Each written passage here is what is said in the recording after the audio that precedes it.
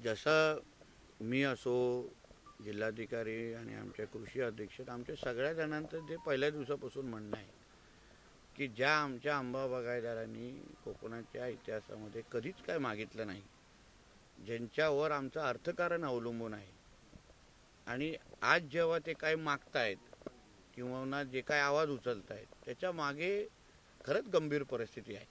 आता आम्ही सगळे कणकवलीतून जेव्हा इथपर्यंत येत होतो त्यामध्ये प्रचंड धुकं होतं.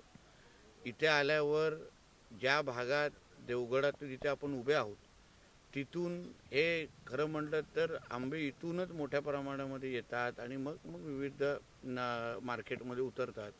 आता इथलीच आपण ही कॅमेरा म्हणून कॅमेरा घेऊन सगळीकडे फिरलात, जी काय परिस्थिती दिसली ती अतिशय गंभीर परिस्थिती आहे. म्हणजे आंबा जिथे 300-300 400-400 पेट्या बाहेर यायच्या तिथे आज 5-5 10-10 पेट्या पण निघत नाही आहेत. आणि म्हणून ही सगळी परिस्थिती शासन म्हणून, प्रशासन म्हणून आम्ही खुल्या डोळ्याने पाहिलेल्या आहे.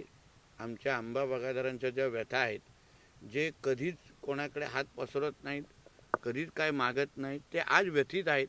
कारण का जी काय परिस्थिती आहे ती निसर्गामुळे आहे. जे काय कीड निर्माण झाली आहे, थ्रिप्ससारखा कीड आहे, उपलब्ध असणारी औषधं जी आहेत ती त्या कीड जी लागलेली आहे, रोग जो लागलेला त्याच्यावर कामच करत नाही.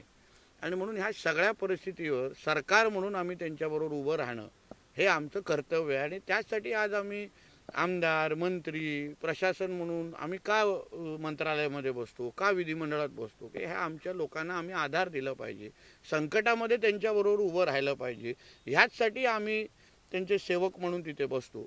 आणि म्हणून ही सगळी परिस्थिती, मी आहे, जिल्हाधिकारी मॅडम, कृषी अधीक्षक, सगळेच आमचे अधिकारी माझ्याबरोबर आहेत.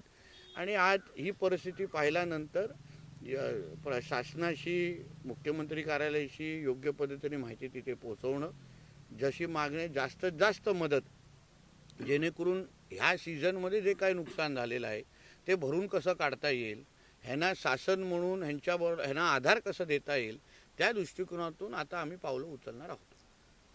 शासनाकडनं यापूर्वी देखील मदत मिळाली, मात्र ती तुटपुंजी आहे आणि आपल्याला मदत मिळते ती जी मदत पुरेशी नाही आहे असं सांगत त्या दिवशी देवगडमध्ये सुद्धा एल्गार मेळावा झाला आणि त्याच निमित्तानं 12 तारीखला आता हे सगळे जे बागायतदार आहेत ते आंदोलन करणार आहेत. काय सांगा? एक लक्षात घ्या, अशी परिस्थिती तुम्ही माझ्यापेक्षा आजूबाजूच्या बागायतदारांना विचारा. एवढी गंभीर परिस्थिती अगोदर झालेली नव्हती.